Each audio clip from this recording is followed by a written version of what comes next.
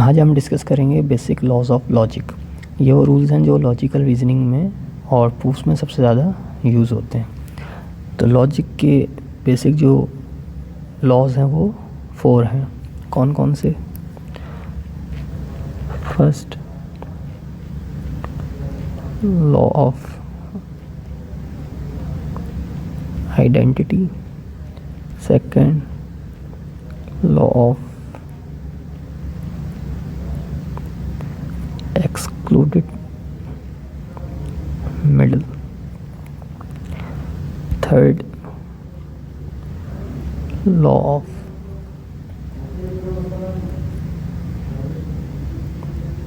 non-contradiction. और fourth one is double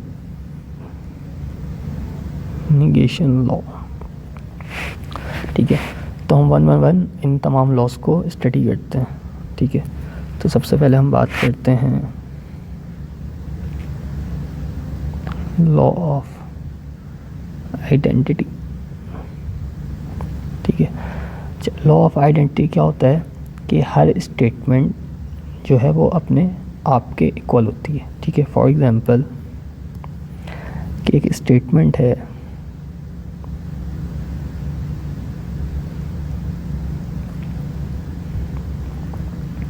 it is raining. ठीक है, तो ये हमेशा अपने आप ही के इक्वल रहेगी। ठीक है, यानी ये जो स्टेटमेंट है इट इज़ रेनिंग, ये अपने आप ही के इक्वल रहेगी। अगर हम इसको ट्रुथ टेबल के थ्रू समझें तो पी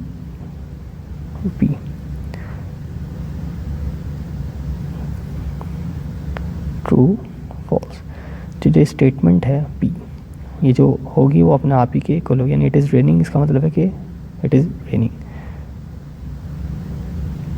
ठीक है, तो ये है लॉ ऑफ आइडेंटिटी, यानी ये यूनिक आइडेंटिटी अपने आप ही के इक्वल होगी और किसी के इक्वल नहीं हो सकती ये स्टेटमेंट।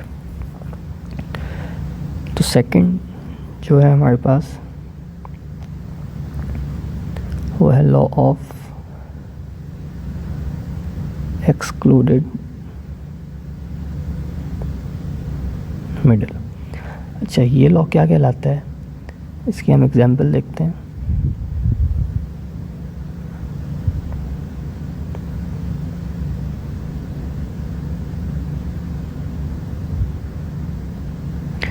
अच्छा, ये स्टेटमेंट वो स्टेटमेंट है या तो ट्रू होगी या उसका निगेशन ट्रू होगा।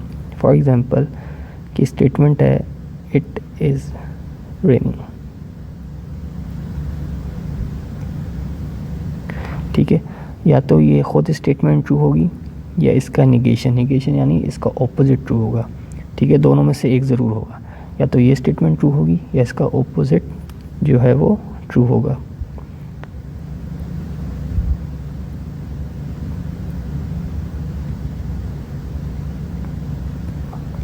ठीक है, अगर हम इसको ट्रुथ टेबल के थ्रू समझें तो मैं इसका ट्रुथ टेबल ड्रॉ करता हूँ।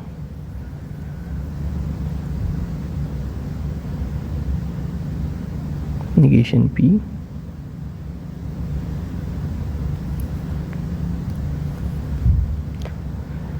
True false.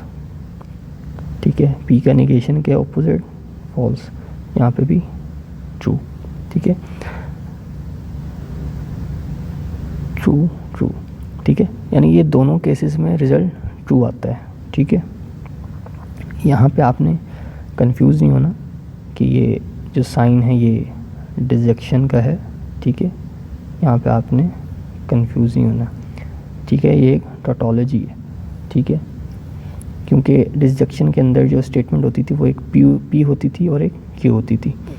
यहाँ पे पी और उसकी निगेशन है। ठीक है, तो निगेशन तो जाहिर सी बात है ऑपोजिट उसका तो सेम नहीं होगा ना, वो तो ऑपोजिट ही होगा। यानी अगर पी ट्रू है तो उसका ऑपोजिट फॉल्स होगा, वो ट्रू नहीं हो सकता। ठीक है, ये एक टोटोलॉजी है।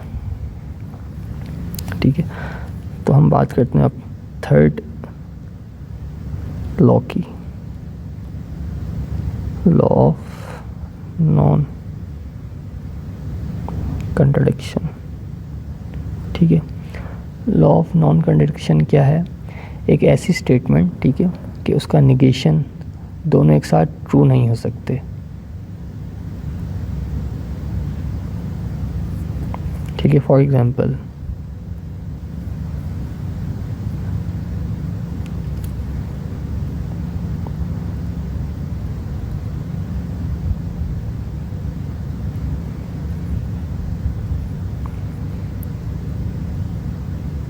It is raining.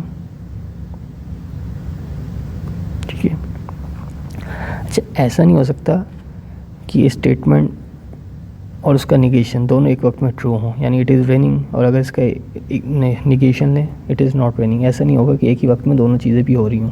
ठीक है, या तो रेनिंग हो रही होगी या नहीं हो रही होगी। ठीक है,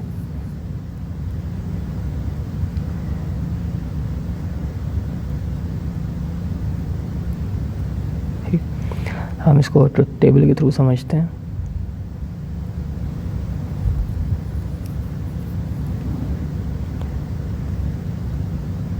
P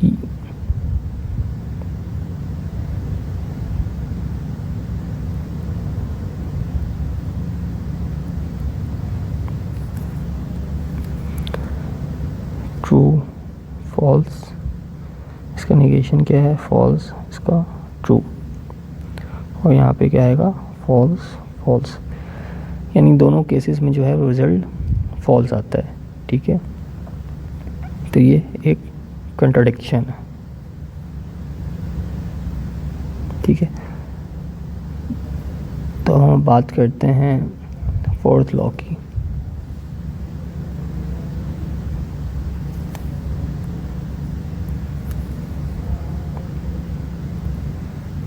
फोर्थ लॉ हमारे पास क्या है?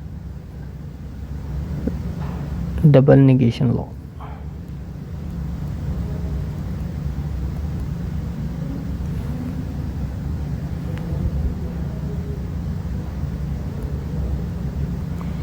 अच्छा, डबल निगेशन लॉ क्या है? डबल निगेशन लॉ कहता है कि ऐसी स्टेटमेंट, ठीक है, कि उसका अगर ट्वाइस निगेशन किया जाए तो वो ओरिजिनल के इक्वल हो जाती है।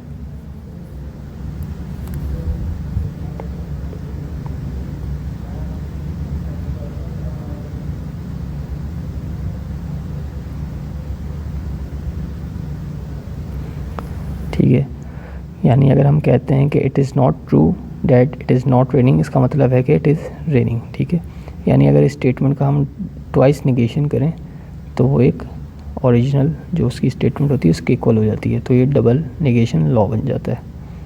तो अगर हम इसका ट्रुथ टेबल ड्रॉ करें,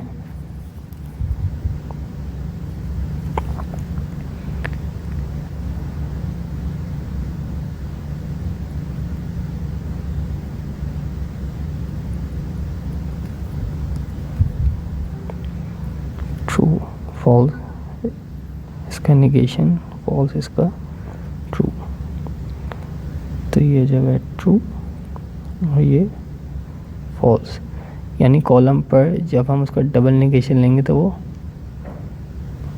ओरिजिनल स्टेटमेंट के जो इक्वल आ जाएगा, यानी ये ओरिजिनल स्टेटमेंट थी तो ये इसके इक्वल आ जाएगी, इसका डबल निगेशन। तो उम्मीद है आपको ये चारों लॉज जो हैं लॉजिक्स के समझ आ गए होंगे। अगर आपको कोई कन्फ्यूजन और कोई सवाल पूछना चाहते हो तो आप मुझसे कमेंट में पूछ सकते हैं। Thank you.